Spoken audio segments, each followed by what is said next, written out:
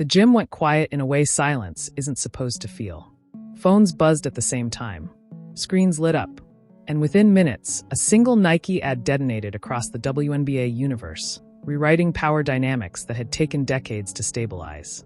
Caitlin Clark's face was everywhere, billboards, timelines, highlight loops, while whispers spread that Aya Wilson's long-standing partnership was suddenly gone. No press release.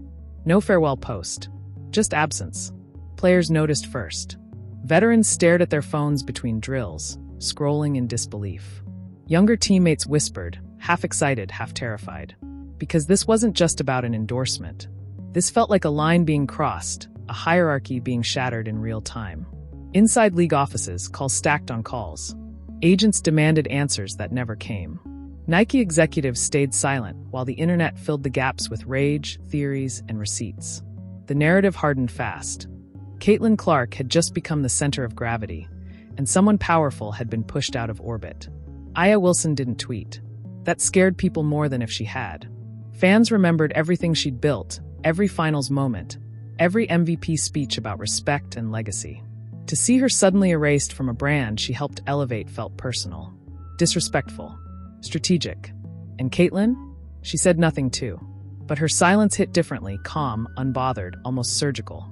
As if she knew this wasn't about rivalry anymore. It was about replacement. By nightfall, Nike betrayal trended worldwide. By morning, the locker rooms felt colder. Because if Nike could move on from Aya Wilson this fast, no crown was safe.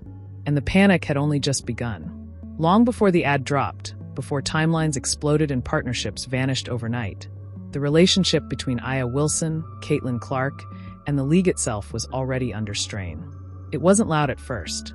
It was subtle, a shift in tone, a pause before applause, a hesitation in how praise was distributed. Aya had carried the WNBA on her back through seasons where cameras barely showed up and marketing budgets felt like afterthoughts. She became the face of excellence when excellence didn't guarantee attention. Nike stood beside her during those years, celebrating her dominance, her leadership, her consistency. Or so it seemed. Caitlin entered a different world. She arrived when the league was ready, when social media algorithms were hungry, when highlight culture finally leaned toward women's basketball. Her rise felt explosive, but it was also perfectly timed. From the moment she crossed into the professional spotlight, brands leaned forward. Executives spoke her name in rooms where Aya's legacy was already framed and hanging on the wall. That contrast mattered. One built the house. The other moved in when it had value. Aya noticed the change before anyone said it out loud. Meetings where she once led suddenly felt shorter. Photo shoots felt rushed. Conversations with brand reps became carefully scripted. She smiled through it, but the distance grew. Caitlin, meanwhile, was navigating her own pressure cooker. Every move she made was magnified, celebrated, criticized, and monetized. She didn't ask for comparisons, but they followed her like a shadow. Angel Reese, Paige Buchers, Aya Wilson. The league's past, present, and future compressed into one narrative, and Caitlin stood at the center whether she liked it or not. Behind closed doors, Nike wrestled with numbers. Engagement charts didn't care about history. Viral reach didn't account for sacrifice. The data said Caitlin moved product in spaces the brand had struggled to reach for years. Executives framed it as growth, not replacement. But growth always costs someone something. Aya felt that cost personally. She had been loyal. She had been visible. She had delivered championships, culture, credibility. Watching the spotlight tilt felt like betrayal wrapped in corporate language. The locker rooms across the league became emotional pressure chambers. Players debated loyalty versus opportunity. Some defended Caitlin, saying she earned every ounce of attention. Others questioned why respect seemed conditional. Group chats lit up with frustration, emojis masking real anger. Caitlin heard the whispers too. She felt the eyes on her when she walked into gyms, the unspoken question hanging in the air. Did her rise require someone else's fall? Aya's emotional history with the league was layered with pride and pain. She remembered empty arenas and ignored highlights. She remembered fighting for visibility, for pay, for acknowledgement. To see Nike pivot so aggressively felt like a dismissal of that struggle. Not because Caitlin wasn't deserving, but because the transition felt abrupt, almost surgical. One moment present, the next erased. As the ad date approached, tensions sharpened. Nike representatives stopped returning certain calls. Scheduling conflicts appeared where none had existed before. Aya sensed something coming but couldn't name it. Caitlin sensed it too, but from the opposite side, opportunity knocking louder than comfort. Neither woman spoke publicly. Silence became a weapon and a shield. When the ad finally dropped, it didn't just introduce a campaign. It reopened wounds the league had never healed. It forced everyone to confront an uncomfortable truth about how fast loyalty could be rewritten when numbers changed. And in that moment, Aya's fury wasn't just about Nike. It was about history being treated as disposable. Because once the past is discarded, no future feels secure. The morning after the ad dropped, the league woke up to chaos that felt coordinated and cruel. Nike's silence grew louder than any statement they could have released. Aya Wilson walked into practice with her jaw set, eyes hollowed by a night of unanswered calls, and the unmistakable look of someone who'd just realized loyalty had an expiration date. Teammates felt it immediately. No music, no jokes, just the thud of basketballs and a pressure so thick it slowed the air. Caitlin Clark was across the country, but the tension followed her like static. Her phone showed congratulations layered over accusations. Some praised her for breaking barriers. Others blamed her for breaking trust. She hadn't signed anything new that morning. She hadn't said a word. But the league treated her like a decision-maker in a room she'd never been invited into. That was the cruelty of it, power without permission. Nike executives finally scheduled a closed-door call with league officials. No players invited. That omission ignited everything. When word leaked that Aya wasn't consulted, wasn't even informed, the story shifted from marketing move to corporate betrayal. Agents began whispering about contract clauses. Union reps demanded transparency. Kathy Engelbert's inbox flooded with messages marked urgent. Aya broke her silence internally first. In a private players' meeting, her voice shook, not with weakness but with restrained rage. She spoke about years of sacrifice, about being the dependable face when dependability didn't sell. She never said Caitlin's name, but everyone felt it hovering in the room. The implication was clear. Someone else was now considered more valuable. Caitlin heard about the meeting secondhand. That hurt more than the headlines. She respected Aya, idolized her even. Now she was framed as the reason a legend was being sidelined. The guilt mixed with anger. Why was she carrying blame for a decision she didn't control? Why did her success feel like a crime scene? The first confrontation didn't happen on camera. It happened through leaked emails. Screenshots surfaced online, internal Nike discussions debating phasing out legacy ambassadors to reallocate budget towards scalable faces. The word legacy detonated the internet. Fans interpreted it as code for replaceable. And right beneath that line sat Caitlin's projected reach numbers, circled in red. Aya saw it while lifting weights. She dropped the phone. Not in shock, in confirmation. This wasn't neglect. This was strategy. The league reacted too late. By the time a neutral statement was drafted, players were already choosing sides publicly. Some posted throwbacks with Aya. Others subtly reposted Caitlin's ad. The fracture went public. Commentators argued whether progress required casualties. Former players weighed in, some defending Nike's right to evolve, others calling it exploitation disguised as opportunity. Then came the twist no one expected. A second Nike document leaked. This one outlining a contingency plan in case of athlete backlash. It included language about controlled outrage, temporary disengagement, and narrative stabilization through performance alignment. In plain terms, Nike anticipated the anger and calculated it. That changed everything. Aya wasn't just hurt anymore. She was furious with purpose. She called her agent and made one demand: leak everything. Not selectively. Not strategically. Everything. Caitlin found out hours later when her name began trending next to words like manufactured rivalry and corporate puppet. She felt sick. This wasn't about her greatness. It was about a machine using her momentum as cover. The league stood on the brink of something it couldn't spin. Because the story was no longer about who deserved what. It was about who was being used. And as Aya prepared to go public, Caitlin realized the next move, hers or Nike's, would permanently define who she was allowed to be. Nike headquarters Ku Andar Jab Crisis Room La Hui. League Ka Balance officially Toot Chuka the. Aya Wilson Ka Nam Whiteboard Par Lika the. Side main Caitlin Clark Ka. Do legends. Do timelines. Or beach main ek brand Jo Dono Ko Samphaln Kubajay ek Ko sacrifice Kar Chuka the. Kathy Engelbert ko phone ki ring suanai de rahiti, lekin jawab din esi peli high social media any verdict suna dia the. This isn't growth. This is betrayal. Aya ka gusab controlled nahi the. Ye surf endorsement ka issue nahi raha. Ye respect ka the. Us an apni career kasabs raw moments yad kai. Empty seats, ignored highlights, late night rehab, jab Nike ko ads main surf promises out the spotlight nahi. Orab? Ek viral Caitlin Clark ad kubad, uska nam quietly website se gayab. Jays wakabi ti hai nahi. Caitlin meanwhile trapped ti ek emotional minefield main. Uski agent any kaha, stay quiet. Nike any kaha, trust the process.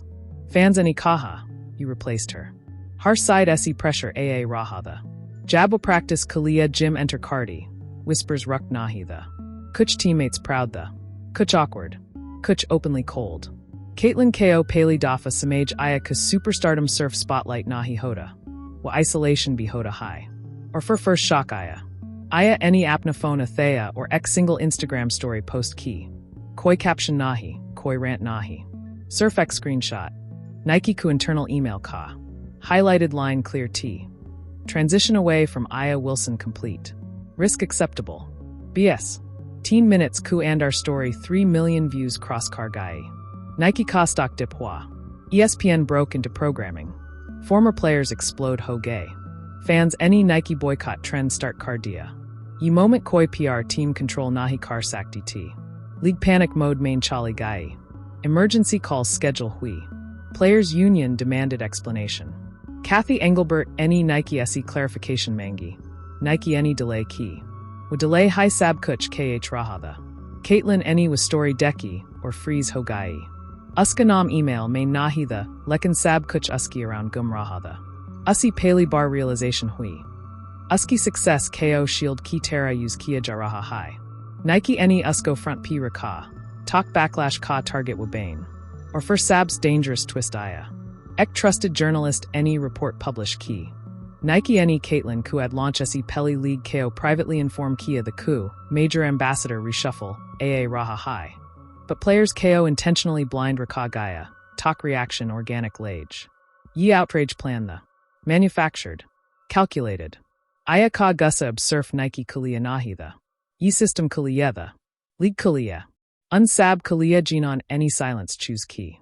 Us an apni agent ko deka or bola. Agar you were high, to main chup nahi rahungi. Caitlin ko pada the next step agar usan liya, to a neutral nahi ray sakti. Ya to a Nike kasath kadi hogi, ya Aya Wilson kasath. Or us decision ka impact surf endorsements nahi. Careers Todd Nwala the. Jim ka lights off hui, cameras on rahi, or WNBA history ka saps explosive confrontation bias ek move door the. The fallout didn't cool, it ignited.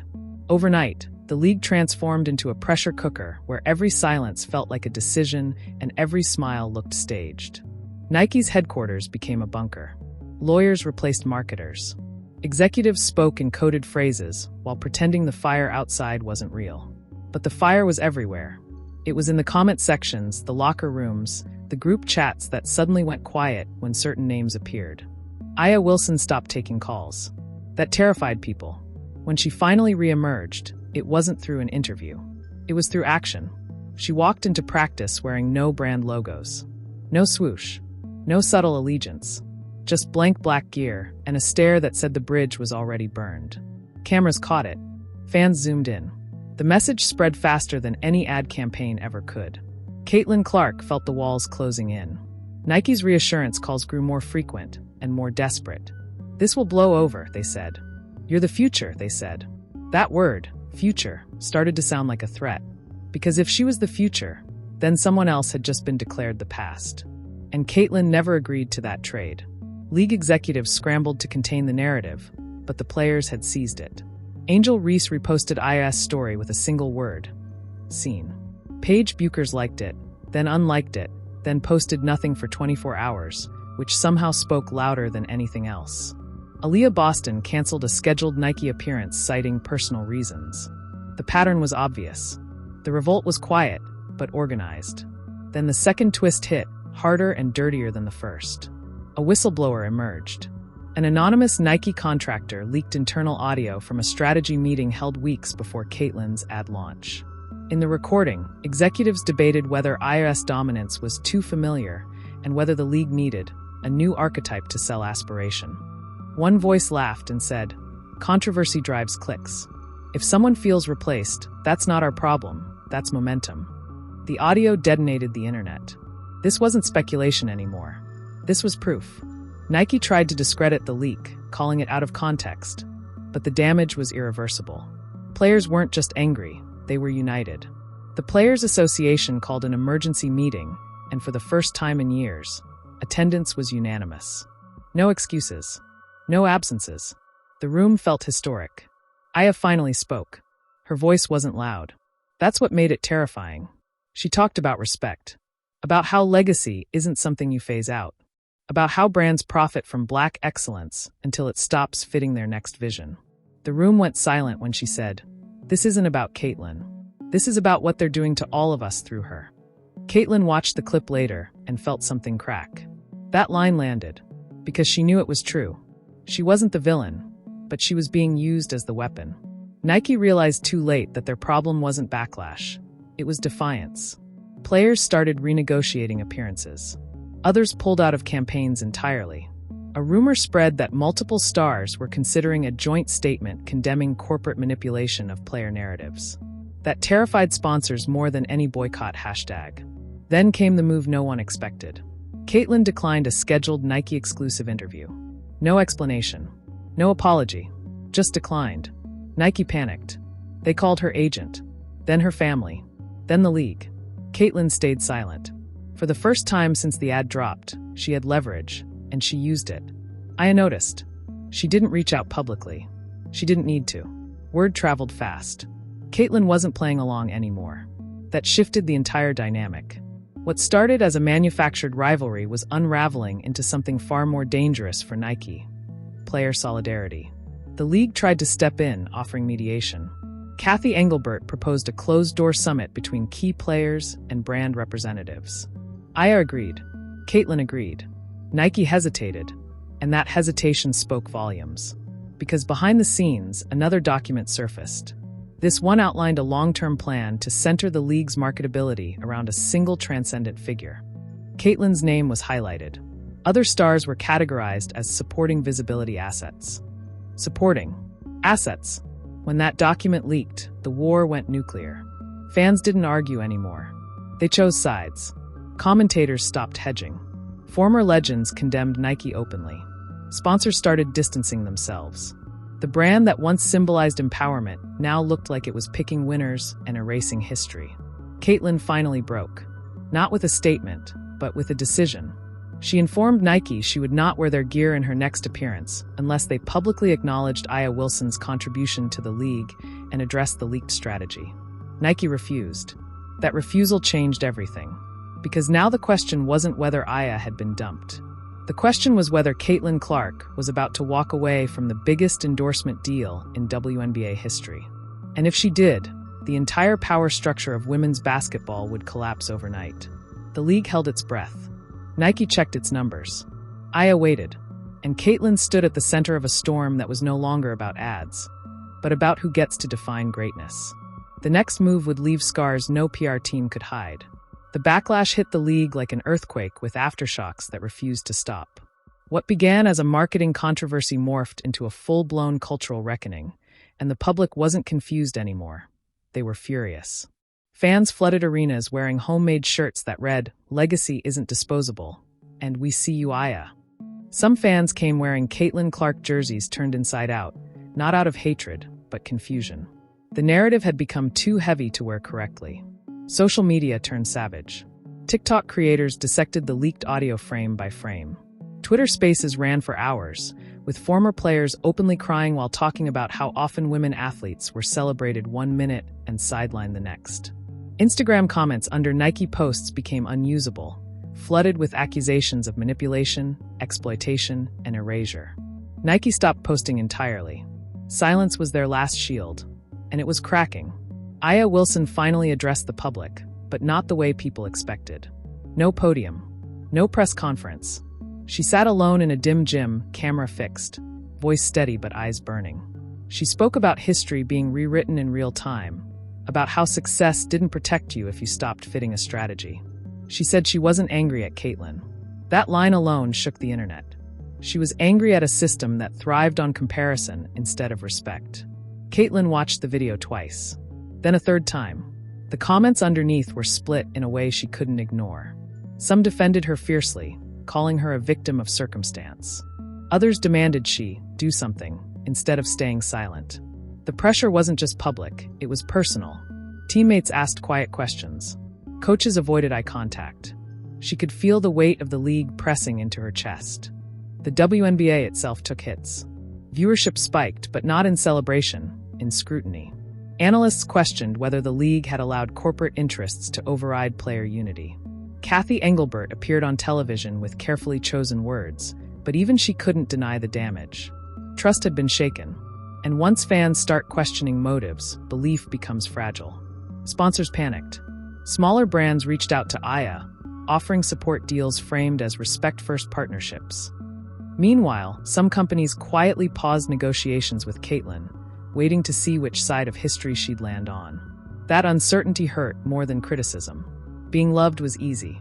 Being evaluated like a risk was new. Locker rooms fractured emotionally. Some players rallied around Aya openly, wearing her sneakers, posting throwbacks, tagging her with hearts and fire emojis. Others stayed neutral, terrified of burning bridges they still needed to cross. Caitlyn found herself eating meals alone more often, not because she was shunned, but because conversations froze when she sat down. She had become the center of a storm she never asked to lead. Media coverage turned ruthless. Headlines stopped using words like unexpected and started using calculated. Pundits argued whether Nike had permanently damaged its relationship with women athletes. Former legends accused the brand of manufacturing rivalries instead of honoring greatness. The word dumped followed Aya's name everywhere, and each time it appeared, it felt like another slap. Aya, meanwhile, carried herself with a composure that only intensified the public's empathy. She showed up. She played hard. She didn't chase sympathy. That restraint made the fallout even louder. Fans didn't just support her.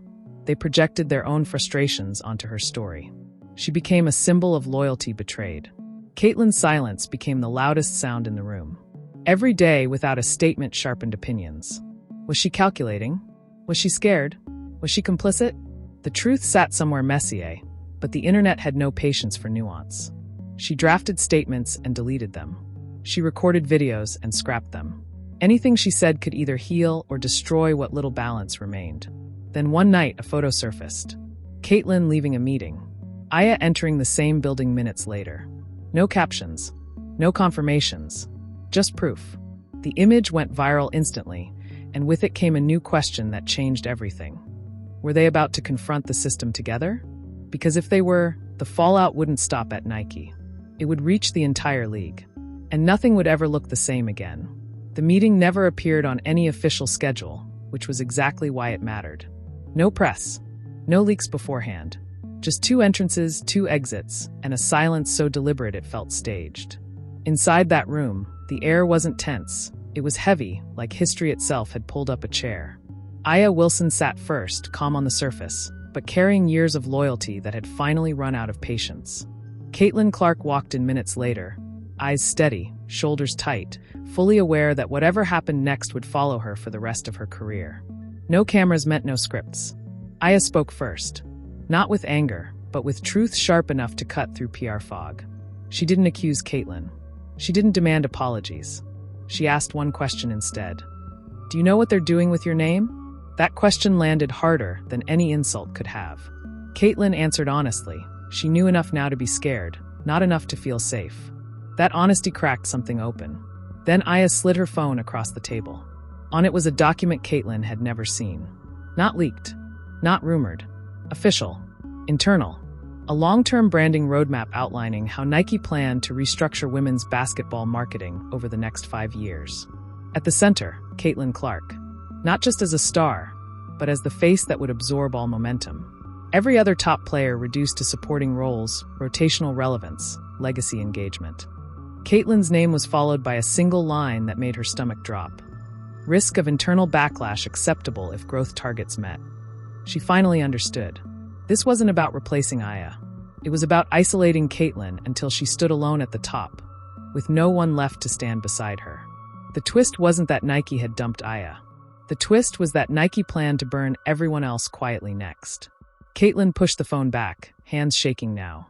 She asked the question she'd been avoiding for weeks. Why show me this? Aya's answer was simple. Because you're strong enough to stop it, or become the reason it works. That was the moment the story turned. Outside that room, the league buzzed with rumors of reconciliation, of quiet peace talks. Inside, something far more dangerous was forming. Not a truce, but an alliance. Two generations realizing the same machine that lifted them could just as easily erase them. Nike sensed the shift before it was announced. Executives requested immediate follow-up meetings. Caitlyn declined again. Aya didn't respond at all. That silence triggered internal panic. Because brands can handle backlash, but they can't handle losing control of the narrative. Then, without warning, Caitlyn's camp leaked something of their own. A single sentence from a draft statement she had never released. I will not allow my success to be used as a weapon against the women who built this league. It wasn't official. It wasn't signed. But it was enough. The internet exploded again, this time in shock. Fans who had doubted her paused. Players who stayed neutral leaned forward. Nike's stock dipped a second time in 1 week. Analysts called it unprecedented. Former legends called it courageous. Executives called emergency meetings they didn't know how to win anymore. Aya posted one thing that night. No explanation. No brand. Just a black screen with white text. Legacy stands together. Caitlyn liked it. That changed everything. Now the question wasn't whether Nike made a mistake. The question was whether the biggest star in women's basketball was about to turn down the biggest machine behind her. And what that would do to a league already stretched between progress and profit. League officials scrambled. Sponsors waited. Other players watched closely, realizing this wasn't just about endorsements anymore. It was about who controls women's basketball's future. Corporations chasing numbers, or players protecting each other. Nike issued a vague statement about ongoing conversations. Nobody believed it, because the final twist hadn't even played out yet. Behind the scenes, Aya and Caitlyn were reportedly drafting something together. Not a deal. Not a complaint. A line in the sand. And if they crossed it together, the fallout wouldn't just rewrite endorsement history. It would rewrite power itself. The league held its breath, knowing the next move wouldn't be announced in a press conference. It would be felt everywhere at once. This is the moment where silence becomes a decision, and every fan decides which side of history they're standing on. What happened between Nike, Caitlyn Clark, and Aya Wilson isn't just a headline, it's a warning sign. Because if the biggest stars in the league can be repositioned, reduced, or quietly erased when numbers shift, then no achievement is ever truly safe. Now it's on the fans, the players, and the league to respond. If you believe legacy should matter just as much as virality, speak it. If you believe women athletes deserve loyalty, instead of being treated like disposable marketing tools, amplify it. Share the story. Call out the manipulation. Demand transparency. Not corporate statements filled with empty language, but real accountability that respects the players who built this league from the ground up. This is also Caitlyn Clark's defining crossroads. Not as a scorer, not as a brand, but as a leader. What she chooses next will echo for years, through locker rooms, endorsement deals, and the way future stars are treated when their moment arrives. Fans have the power to support her not just when she breaks records, but when she makes hard choices. And for Aya Wilson, this is about more than one partnership. It's about protecting every player who gave their prime years to a league that's only now learning how valuable they always were. Her stand isn't anger, it's resistance. So don't scroll past this. Don't treat it like gossip. This is a turning point. Comment where you stand. Support the players who demand respect. Hold brands accountable when they cross the line. And most importantly, keep watching closely, because the next move hasn't been announced yet. When it comes, it won't just change endorsements. It will change the balance of power in women's basketball forever.